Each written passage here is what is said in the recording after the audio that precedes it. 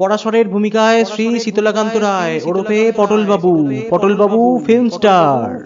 বলাকা Arijit production presents শনিবারের গল্পের আসরে আপনাদের স্বাগত। এই সপ্তাহের গল্প সত্যজিৎ রায়ের পটলবাবু ফিল্ম স্টার। প্রধান চরিত্রে পটলবাবু এবং তার স্ত্রী নিশিকান্ত ঘোষ, নরেশ দত্ত, অভিনেতা চঞ্চল কুমার, পরিচালক বরেন মল্লিক, শশাঙ্ক এবং জ্যোতি। পটলবাবু স্ত্রীর ভূমিকায় তামসী দাস, শশাঙ্কের চরিত্রে অনির্বাণ মাখাল, জ্যোতি এবং অভিনেতা চঞ্চল কুমারের চরিত্রে অয়ন মাখাল। পটলবাবু নিশিকান্ত ঘোষ, নরেশ দত্ত এবং পরিচালক বরেন মল্লিক এবং অন্যান্য কয়েকটি চরিত্রে আমি অরিজিৎ। পোস্টার ডিজাইনিংয়ে অয়ন মাখাল। এই রকম গল্প শুনতে অথবা বিভিন্ন শিক্ষামূলক ভিডিও দেখতে এখনই চ্যানেলটিকে সাবস্ক্রাইব করুন এবং তার পাশে বেল আইকনে ক্লিক করুন। তার সঙ্গে লাইক, শেয়ার, কমেন্ট করতে ভুলবেন না, এতে আমাদের উৎসাহ আরও বাড়বে। শুরু হচ্ছে আজকের গল্প সত্যজিৎ রায়ের পটলবাবু ফিল্ম স্টার।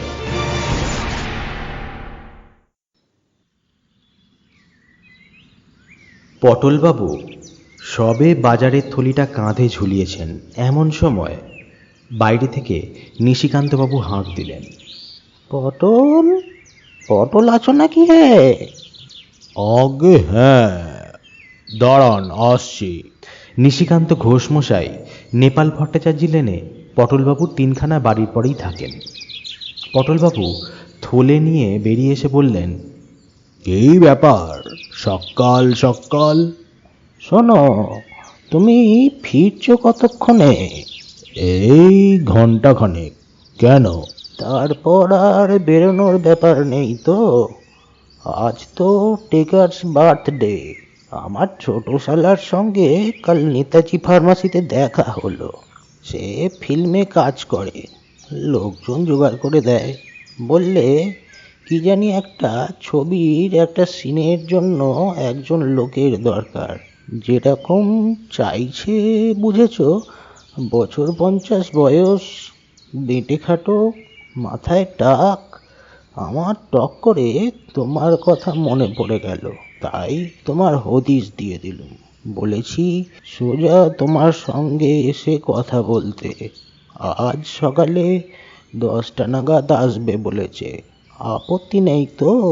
ওদের রেট হিসেবে কিছু পেমেন্টও দেবে অবশ্যই। সকালবেলায় ঠিক এই ধরনের একটা খবর পটলবাবু আশাই করেনি। 52 বছর বয়সে ফিল্মে অভিনয় করার প্রস্তাব আসতে পারে, এটা তার মতো নগণ্য লোকের পক্ষে অনুমান করা কঠিন বই কি। এই যে একেবারে অভাবনীয় ব্যাপার। কি হে, হ্যাঁ কি না বলে ফেলো। তুমি তো অভিনয় করেছো এককালে, তাই না? হ্যাঁ মানে, না বলার কি আছে? সে আসুক, কথা টথা বলে দেখি। কি নাম বললেন আপনার শালার? নরেশ, নরেশ দত্ত। বছর 30 বয়স, লম্বা দোহারা চেহারা। 10টা 10:30 নাগাদ আসবে বলেছে। বাজার করতে গিয়ে আজ পটলবাবু গিন্নির ফরমাস গুলিয়ে ফেলে কালো জিরের বদলে ধানি লঙ্কা কিনে ফিরলেন, আর সৈন্ধব নুনের কথাটাতে বেমালম ভুলেই গেলেন। এতে অবশ্যই আশ্চর্য হবার কিছু নেই। এককালে পটলবাবুর রীতিমতো অভিনয়ের শখ ছিল। শুধু শখ কেন, নেশাই বলা চলে। যাত্রায়, শখের থিয়েটারে, পূজা পার্বণে, পাড়ার ক্লাবের অনুষ্ঠানে তার বাঁধা কাজ ছিল অভিনয় করা। হ্যান্ডবিলে কতবার নাম উঠেছে পটলবাবুর। একবার তো নিচের দিকে আলাদা করে বড় অক্ষরে নাম বেরুলো তার, পরাশরের ভূমিকায় শ্রী শীতলাকান্ত রায় ওরফে পটলবাবু। তার নামের টিকিট বিক্রি হয়েছে বেশি, এমনও সময় গেছে এককালে। তখন অবশ্যই তিনি থাকতেন কাঁচরাপাড়ায়। সেখানেই রেলের কারখানায় চাকরি ছিল তার। 1934 সনে কলকাতার হাডসন অ্যান্ড কাম্বলি কোম্পানিতে একটু বেশি মাইনের একটা চাকরি আর নেপাল ভট্টাচার্য লেনে এই বাড়িটা পেয়ে পটলবাবু সস্ত্রী কলকাতায় চলে আসেন। কটা বছর কেটেছিল ভালোই। আপিসের সাহেব বেশ স্নেহ করতেন পটলবাবুকে। 43 সনে পটলবাবু সবে একটা পাড়ায় থিয়েটারের দল গর্ব গর্ব করছেন। এমন সময় যুদ্ধের ফলে আপিসে হলো ছাঁটাই, আর পটলবাবুর 9 বছরের সাধের চাকরিটি কর্পূরের মতো উবে গেল। সেই থেকে আজ অবধি বাকি জীবনটা রোজগারের ধান্দায় কেটে গেছে পটলবাবুর। গোড়ায় একটা মণিহারি দোকান দিয়েছিলেন, সেটা বছর 5 চলে উঠে যায়। তারপর একটা বাঙালি আপিসে কেরানিগিরি করেছিলেন কিছুদিন, কিন্তু বড়কর্তা বাঙালি সাহেব মিস্টার মিটারের ঔদ্ধত্য আর অকারণ চোখরাঙানি সহ্য করতে না পারায় নিজেই ছেড়ে দেন সে চাকরি। তারপর এই 10টা বছর ইন্স্যুরেন্সের দালালি থেকে শুরু করে কি না করেছেন পটলবাবু, কিন্তু যে অভাব, যে টানাটানি, সে আর দূর হয়নি কিছুতেই। সম্প্রতি একটা লোহালক্করের দোকানে ঘোরাঘুরি করছেন, তার একটা খুড়তুতো ভাই বলেছে সেখানে একটা ব্যবস্থা করে দেবে। আর অভিনয়, সে তো আর এক জন্মের কথা। অজান্তে একটা দীর্ঘশ্বাসের সঙ্গে আবজা আবজা মনে পড়ে যায়, এই আর কি। নেহাত পটলবাবুর স্মরণশক্তি ভালো, তাই কিছু ভালো ভালো পাঠের ভালো ভালো অংশ এখনো মনে আছে। শুনো পুনঃ পুনঃ গান্ডীব ঝঙ্কার, সপক্ষ আকুল মহারণে, যিনি শত পবন হুঙ্কার, পর্বত আকার গদা করিয়াছে ঝঙ্কার, বিকদর সঞ্চালনে। ওহ, ভাবলে এখনো গায়ে কাঁটা দিয়ে ওঠে। নরেশ দত্ত এলেন ঠিক 12:30টার সময়। পটলবাবু প্রায় আশা ছেড়ে দিয়ে নাইতে যাবার তোড়জোড় করছিলেন, এমন সময় দরজায় টোকা পড়ল। আসুন আসুন। পটলবাবু দরজা খুলে আগন্তুককে প্রায় ঘরের ভেতরে টেনে এনে তার হাতল ভাঙা চেয়ারটি তার দিকে এগিয়ে দিয়ে বললেন, বসুন। না না, বসবো না। নিশিকান্তবাবু আপনাকে আমার কথা বলেছেন বোধহয়। হ্যাঁ হ্যাঁ, আমি অবশ্যই একটু অবাকই হয়েছি, এতদিন বাদে। আপনার আপত্তি নেই তো? পটলবাবুর লজ্জায় মাথা হেঁট হয়ে গেল। আমাকে দিয়ে হ্যাঁ হ্যাঁ চলবে তো? নরেশবাবু গম্ভীরভাবে একবার পটলবাবুর আপাদমস্তক চোখ বুলিয়ে নিয়ে বললেন, বেশ চলবে, খুব চলবে। কাজটা কিন্তু কালই। কাল? রবিবার? হ্যাঁ, কোনো স্টুডিওতে নয় কিন্তু। জায়গাটা বলে দিচ্ছি আপনাকে, মিশন রো আর বেন্টিং স্ট্রিটের মোড়ে ফ্যারাডে হাউসটা দেখেছেন তো? 7তলা বিল্ডিং একটা, সেইটার সামনে 8:30টায় পৌঁছে যাবেন। ওইখানেই কাজ। 12টার মধ্যে ছুটি হয়ে যাবে আপনার।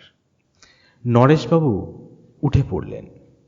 পটলবাবু ব্যস্ত হয়ে বললেন, কিন্তু পাঠটা কি বললেন না? পার্টটা হলো গিয়ে আপনার একজন পেডেস্ট্রিয়ান, মানে পথচারী আর কি। একজন অন্যমনস্ক বদমেজাজি পেডেস্ট্রিয়ান। ভালো কথা, আপনার গলাবন্ধ কোট আছে কি? তা আছে বোধ হয়। ওটাই পরে আসবেন। ডার্ক রং তো? বাদামি গোছের, গরম কিন্তু। তা হোক না। আর আমাদের সিনটাও শীতকালের। ভালোই হবে। কাল 8:30টায় ফ্যারাডে হাউস। পটলবাবুর ধাঁ করে আরেকটা জরুরি প্রশ্ন মাথায় এসে গেল। পাঠটায় ডায়লগ আছে তো? কথা বলতে হবে তো? আলবাত, স্পিকিং পার্ট। আপনি আগে অভিনয় করেছেন তো? হ্যাঁ, তা একটু আধটু। তবে শুধু হেঁটে যাওয়ার জন্য আপনার কাছে আসবো কেন? সে তো রাস্তা থেকে যে কোনো একটা পেডেস্ট্রিয়ান ধরে নিলেই হতো। ডায়লগ আছে বই কি, সেটা কাল ওখানে গেলেই পেয়ে যাবেন। আসি। নরেশ দত্ত চলে যাবার পর পটলবাবু তার গিন্নির কাছে ব্যাপারটা খুলে বললেন। যা বুঝছি বুঝলে গিন্নি, এই পাঠটা হয়তো তেমন একটা বড় কিছু নয়। অর্থপ্রাপ্তি অবশ্যই আছে সামান্য, কিন্তু সেটাও বড় কথা নয়। আসল কথা হচ্ছে, থিয়েটারে আমার প্রথম পার্ট কি ছিল মনে আছে তো? মৃত সৈনিকের পার্ট। সে হাঁ করে চোখ বুজে হাত পা ছড়িয়ে পড়ে থাকা, আর তার থেকেই আস্তে আস্তে কোথায় উঠেছিলাম মনে আছে তো? ওয়াট সাহেবের হ্যান্ডশেক মনে আছে?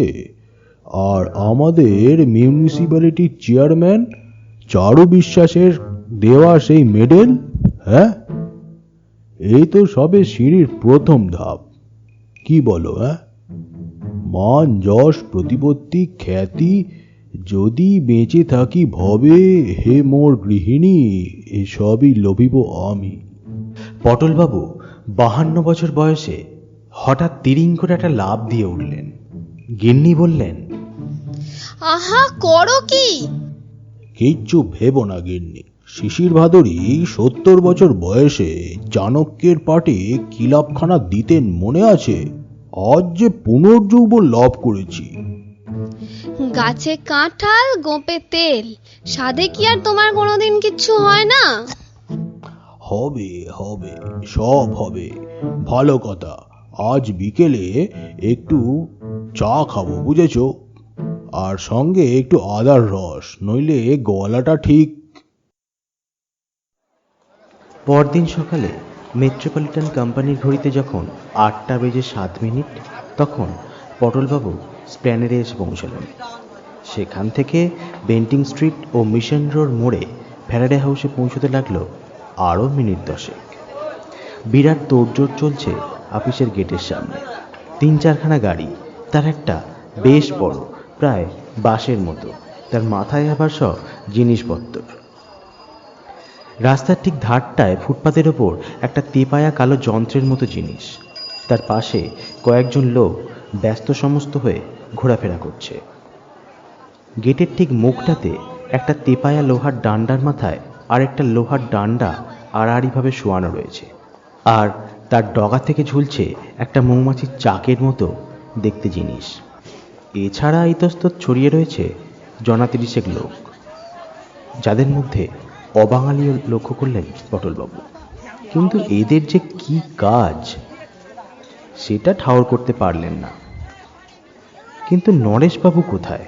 একমাত্র তিনি ছাড়া তো পটলবাবুকে কেউ চেনেন না। দুরু দুরু বুকে পটলবাবু এগিয়ে চললেন আপিসের গেটের দিকে।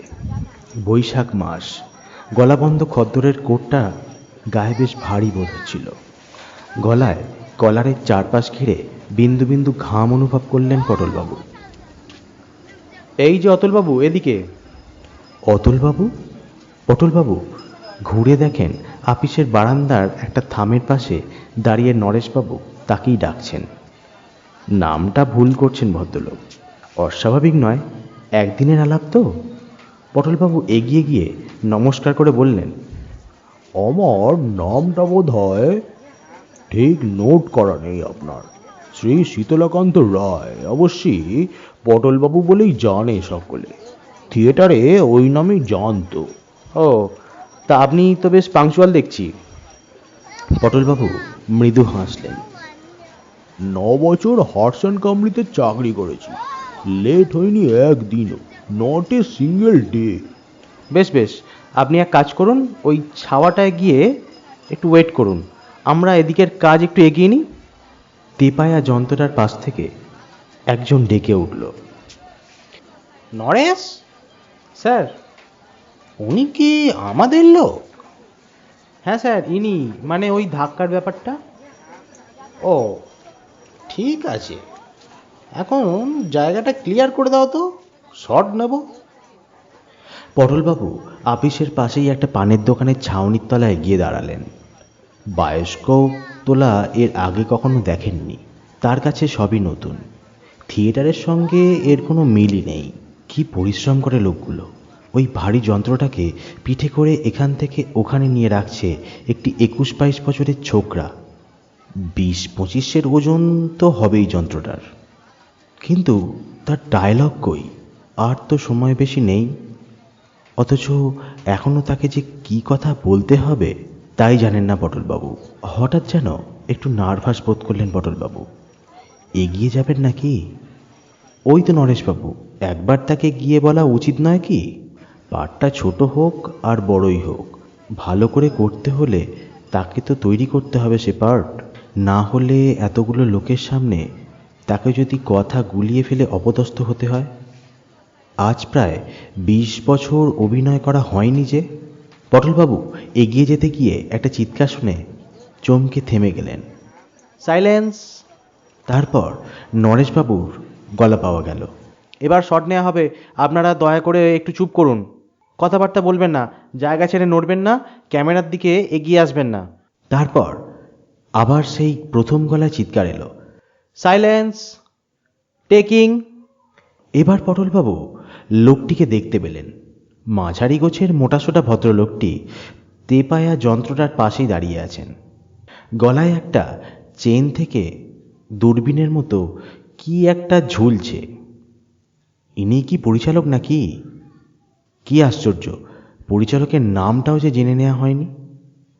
অ্যাকশন কথাটার সঙ্গে সঙ্গেই পটলবাবু দেখলেন চৌমাথার কাছ থেকে একটা গাড়ি এসে আপিসের সামনে থামল, আর তার একটি মুখ থেকে গোলাপি রংমাখা স্যুট পরা যুবক দরজা খুলে প্রায় হুমড়ি খেয়ে নেমে হনহনিয়ে আপিসের গেট পর্যন্ত গিয়ে থেমে গেল।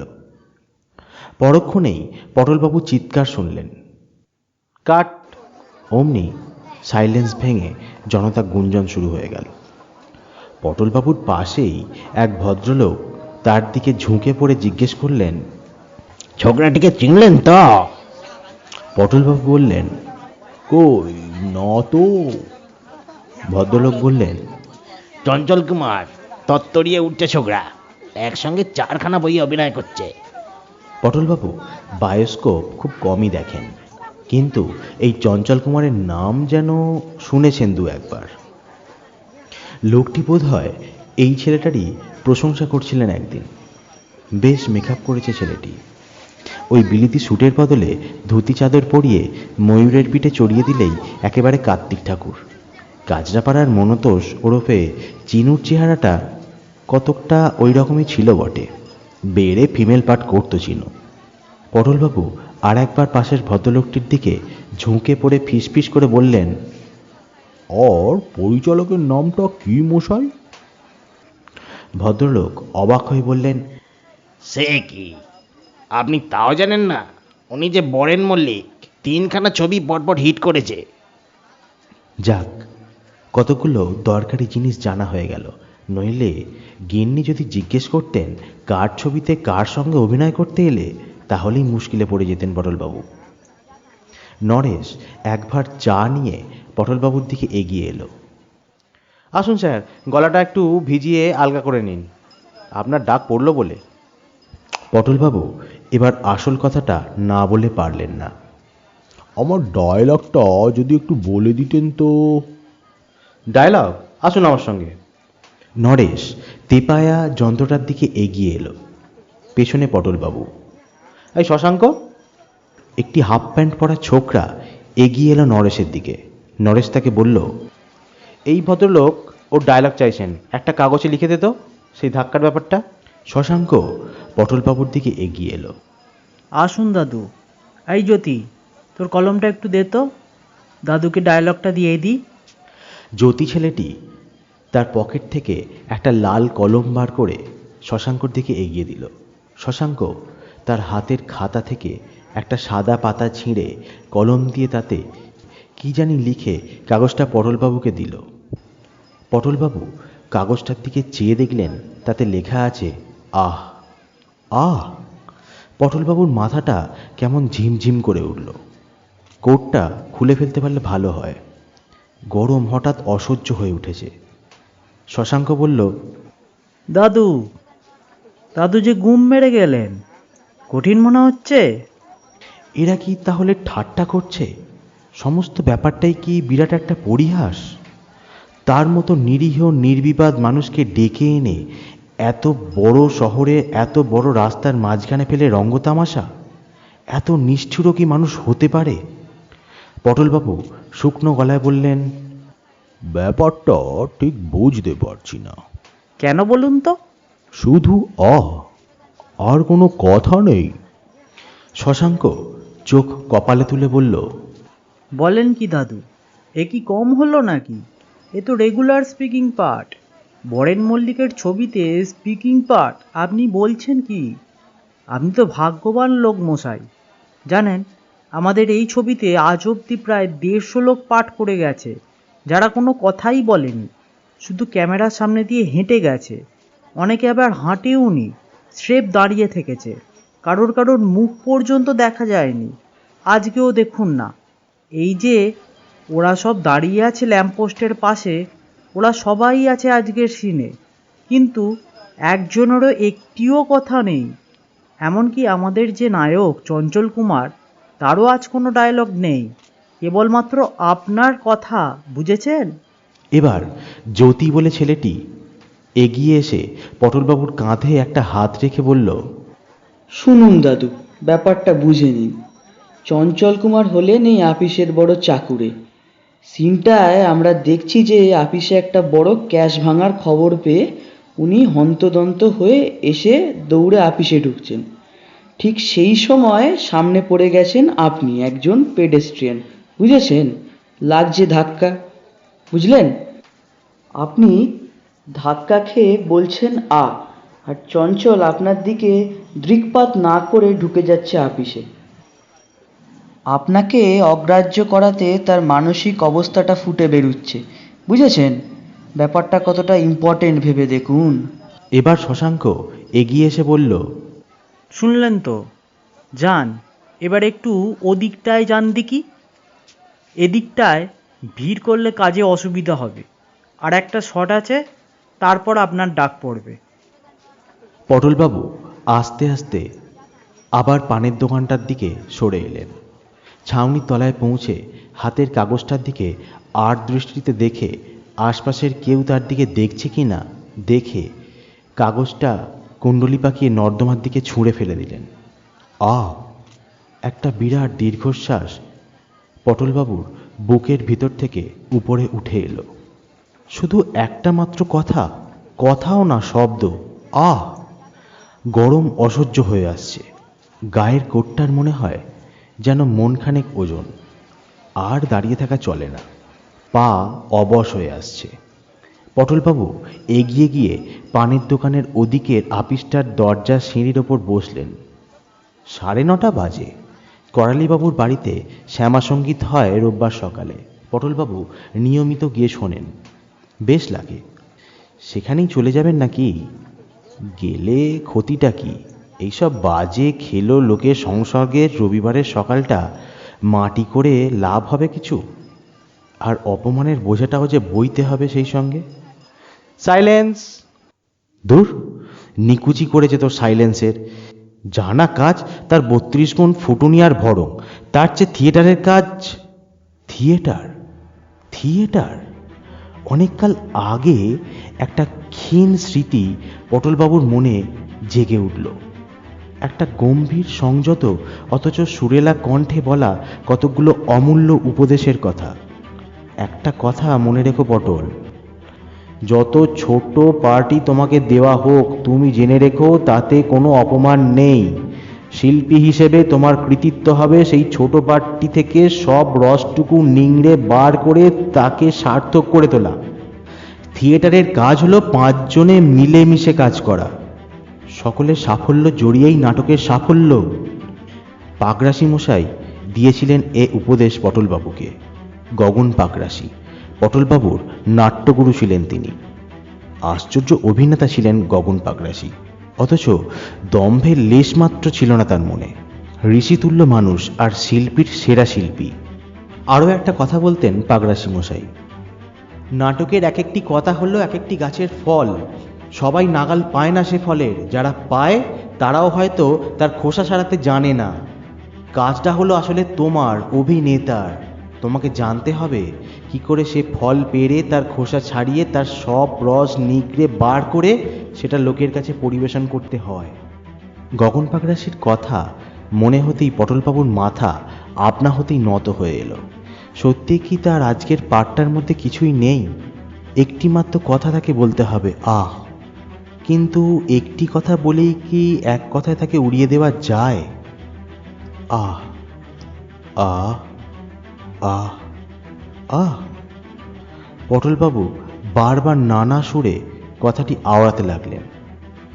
আওড়াতে আওড়াতে তিনি একটি আশ্চর্য জিনিস আবিষ্কার করলেন। ওই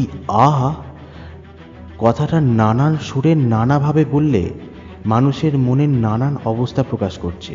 চিমটি খেলে মানুষ যেভাবে আহ বলে, গরমে ঠান্ডা শরবত খেয়ে মোটেই সেভাবে আহ বলে না। এই দুটো একেবারে আলাদা রকমের। আবার আচমকা কানে সুরসুরি খেলে বেরোয় আরও আরেক রকমের আহ। এছাড়া কত রকম আহ রয়েছে।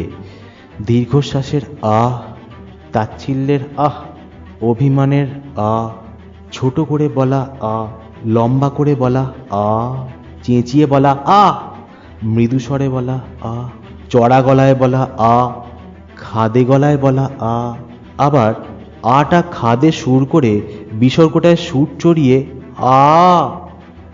আশ্চর্য! পটলবাবুর মনে হলো তিনি যেন ওই একটি কথা নিয়ে একটি আস্ত অভিধান লিখে ফেলতে পারেন। এত নিরুৎসাহ হচ্ছিলেন কেন তিনি? এই একটি কথা যে একেবারে সোনার খনি। তেমন তেমন অভিনেতা তো এই একটা কথাতেই বাজি মাত করে দিতে পারে। সাইলেন্স! পরিচালক মশাই ওদিক থেকে আবার হুঙ্কার দিয়ে উঠেছেন। পটলবাবু দেখলেন জ্যোতি ছোকরাটি তার কাছেই ভিড় সরাচ্ছে। ছোকরাকে একটা কথা বলা দরকার। পটলবাবু দ্রুত পদে এগিয়ে গেলেন তার কাছে। আমার কাজটা হতে আর কতক্ষণ দেরি ভায়া? এত ব্যস্ত হচ্ছেন কেন দাদু? একটু ধৈর্য ধরতে হয় এসব ব্যাপারে। আরো আধ ঘন্টা খানেক অপেক্ষা করুন। নিশ্চয় নিশ্চয়, অপেক্ষা করব বই কি। আমি এই কাছাকাছি আছি। দেখবেন আবার শটকাবেন না যেন। জ্যোতি চলে গেল। Start sound! পটলবাবু পা টিপে টিপে শব্দ না করে রাস্তা পেরিয়ে উল্টো দিকের একটা নিরিবিলি গলিতে ঢুকে পড়লেন। ভালোই হলো, হাতে সময় পাওয়া গেছে কিছুটা। এরা যখন রিহার্সালের বিশেষ ধার ধারছে না, তখন তিনি নিজেই নিজের অংশটা অভ্যেস করে নেবেন। গলিটা নির্জন। একে অফিস পাড়া, বাসিন্দা এমনিতেই কম, তাই রবিবার।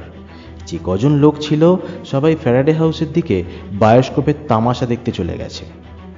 পটলবাবু গলা খাঁকড়ে নিয়ে আজকের এই বিশেষ দৃশ্যের বিশেষ আহ শব্দটি আয়ত্ত করতে শুরু করলেন। আর সেই সঙ্গে আচমকা ধাক্কা খেলে মুখটা কিরকম বিকৃত হতে পারে, হাত দুটো কতখানি বেঁকে কিরকমভাবে চিতিয়ে উঠতে পারে, আঙুলগুলো কতখানি ফাঁক হতে পারে, আর পায়ের অবস্থা কিরকম হতে পারে, এই সব একটা কাঁচের জানলায় নিজের ছায়া দেখে ঠিক করে নিতে লাগলেন। প্রায় আধ ঘন্টা পরই পটলবাবুর ডাক পড়ল। এখন তার মনে আর কোনো নিরুৎসাহের ভাব নেই। উদ্বেগও কেটে গেছে তার মন থেকে। রয়েছে কেবল একটা চাপা উত্তেজনা ও রোমাঞ্চ। 25 বছর আগে স্টেজ অভিনয় করার সময় একটা বড় দৃশ্যে নামবার আগে যে ভাবটা তিনি অনুভব করতেন, সেই ভাব। পরিচালক বরেন মল্লিক পটলবাবুকে কাছে ডেকে বললেন, আপনি ব্যাপারটা বুঝে নিয়েছেন তো? আজ্ঞে হ্যাঁ। আমি প্রথমে বলবো স্টার্ট সাউন্ড, তার উত্তরে ভেতর থেকে সাউন্ড রেকর্ডিস্ট বলবে রানিং। বলা মাত্র ক্যামেরা চলতে আরম্ভ করবে। তারপর আমি বলবো অ্যাকশন। বললেই আপনি ওই থামের কাজটা থেকে ওই দিকে হেঁটে আসতে শুরু করবেন, আর নায়ক ওই গাড়ির দরজা থেকে যাবে ওই অফিসের দিকে। আন্দাজ করে নেবেন যাতে ফুটপাতে ওই রকম জায়গাটায় কলিশনটা হয়। নায়ক আপনাকে অগ্রাহ্য করে ঢুকে যাবে অফিসে, আর আপনি বিরক্ত হয়ে বলবেন আহ বলে আবার হাঁটতে শুরু করবেন। কেমন? পটলবাবু বললেন, একটা রিহার্সাল? না না, বরেনবাবু বাধা দিলেন। মেঘ করে আসছে মশাই, রিহার্সালের টাইম নেই। রোদ থাকতে থাকতে নেওয়া দরকার শটটা। কেবল একটা কথা? আবার কি? গলিতে রিহার্সাল দেবার সময় পটলবাবুর একটা আইডিয়া মাথায় এসেছিল, সেটা সাহস করে বলে ফেললেন। আমি ভাবছিলাম আমার হাতে যদি একটা খবরের কাগজ থাকে আর আমি যদি সেটা পড়তে পড়তে ধাক্কা খাই, মানে অন্যমনস্কতার ভাবটা ফুটিয়ে তুলতে। বরেন মল্লিক তার কথাটা শেষ হতে না হতেই বলে উঠলেন, বেশ তো, ও মশাই আপনার যুগান্তরটা এই ভদ্রলোককে দিন তো। হ্যাঁ, এইবার ওই থামের পাশে আপনার ওই জায়গায় রেডি হয়ে যান। চঞ্চল, তুমি রেডি? গাড়ির পাশ থেকে নায়ক উত্তর দিলেন, yes sir. Good. Silence. Baren Mallick হাত তুললেন। তারপর হঠাৎ তক্ষুনি হাত নামিয়ে নিয়ে বললেন, ওহো, 1 মিনিট। এই কেষ্ট, ওই ভদ্রলোককে একটা গোঁপ দিয়ে দাও তো চট করে। ক্যারেক্টারটা পুরোপুরি আসছে না। এ কিরকম গোঁপ? ঝুঁপো না চারা দেওয়া না বাটারফ্লাই? রেডি আছে সবই। এই বাটারফ্লাই বাটারফ্লাই, চট করে দাও, দেরি করো না। একটি কালো বেঁটে ব্যাকব্রাশ করা ছোকরা পটলবাবুর দিকে এগিয়ে গিয়ে হাতের একটা টিনের বাক্স থেকে একটা ছোট্ট চৌকো কালো গোঁপ বার করে আঠা লাগিয়ে পটলবাবুর নাকের নিচে ছেঁটে দিল। পটলবাবু বললেন, দেখো বাবু, ধাক্কা ধাক্কিতে খুলে যাবে না তো? ছোকরা হেসে বলল, ধাক্কা কেন, আপনি দারা সিং এর সঙ্গে গিয়ে কুস্তি করে আসুন, তাও খুলবে না। লোকটার হাতে আয়না ছিল। পটলবাবু টুক করে তাতে একবার নিজের চেহারাটা দেখে নিলেন। সত্যিই তো, বেশ মানিয়েছে তো, খাসা মানিয়েছে। পটলবাবু পরিচালকের তীক্ষ্ণ দৃষ্টিকে মনে মনে তারিফ না করে পারলেন না। Silence silence. পটলবাবুর গোঁপ পাড়া দেখে দর্শকের মধ্যে একটা গুঞ্জন শুরু হয়েছিল। বরেন মল্লিকের হুঙ্কারে সেটা থেমে গেল। পটলবাবু লক্ষ্য করলেন সমবেত জনতার বেশিরভাগ লোকই তার দিকে চেয়ে আছে। Start sound. পটলবাবু গলাটা খাঁকড়িয়ে নিলেন। 1 2 3 4 5। 5 পা আন্দাজে হাঁটলে পটলবাবু ধাক্কা খাওয়ার জায়গায় পৌঁছবেন, আর চঞ্চল কুমারের হাঁটতে বোধ হয় 4 পা। সুতরাং দুজনে যদি একসঙ্গে রওনা হন তাহলে পটলবাবুকে একটু জোরে হাঁটতে হবে, তা না হলে রানিং। পটলবাবু খবরের কাগজটা তুলে মুখের সামনে ধরলেন। 10 আনা বিরক্তির সঙ্গে 6 আনা বিস্ময় মিশিয়ে আহটা বললে পরেই অ্যাকশন। জয় গুরু, জয় গুরু। পটলবাবু হঠাৎ চোখে অন্ধকার দেখলেন।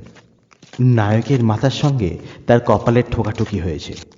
একটা তীব্র যন্ত্রণা তাকে এক মুহূর্তের জন্য জ্ঞান শূন্য করে দিয়েছে, কিন্তু পর মুহূর্তেই এক প্রচণ্ড শক্তি প্রয়োগ করে আশ্চর্যভাবে নিজেকে সামলে নিয়ে পটলবাবু 10 আনা বিরক্তির সঙ্গে 3 আনা বিস্ময় ও 3 আনা যন্ত্রণা মিশিয়ে অহ শব্দটা উচ্চারণ করে কাগজটা সামলে নিয়ে আবার চলতে আরম্ভ করলেন। কাট। ঠিক হলো কি? পটলবাবু গভীর উৎকণ্ঠার সঙ্গে বরেনবাবুর দিকে এগিয়ে এলেন। বেড়ে হয়েছে, আপনি তো ভালো অভিনেতা মশাই। সুরেন, কালো কাঁচটা একবার চোখে লাগিয়ে দেখো তো মেঘের অবস্থাটা কি। শশাঙ্ক এসে বলল, দাদুর চোট লাগেনি তো? চঞ্চল কুমার মাথায় হাত বুলোতে বুলোতে এসে বললেন, ধন্যি মশাই আপনার টাইমিং, বাপের নাম ভুলিয়ে দিয়েছিলেন প্রায়। ওহ। নরেশ ভিড় ঠেলে এসে বলল, আপনি এই ছায়া একটু দাঁড়ান, আরেকটা শট নিয়েই আপনার ব্যাপারটা করে দিচ্ছি।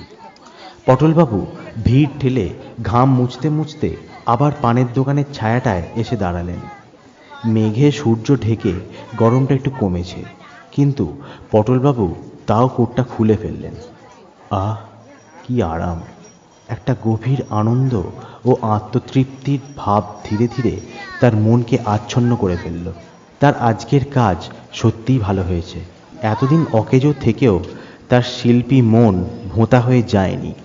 গগন পাগরাশি আজ তাকে দেখলে সত্যি খুশি হতেন, কিন্তু এরা কি সেটা বুঝতে পেরেছে? পরিচালক বরেন মল্লিক কি তা বুঝেছেন? এই সামান্য কাজ নিখুঁতভাবে করবার জন্য তার যে আগ্রহ আর পরিশ্রম, তার কদর এরা কি করতে পারে? সে ক্ষমতা কি এদের আছে? এরা বোধহয় লোক ডেকে এনে কাজ করিয়ে টাকা দিয়েই খালাস। টাকা? কত টাকা? 5, 10, 25? টাকার তার অভাব ঠিকই, কিন্তু আজকের এই যে আনন্দ, তার কাছে 5 টাকা আর কি?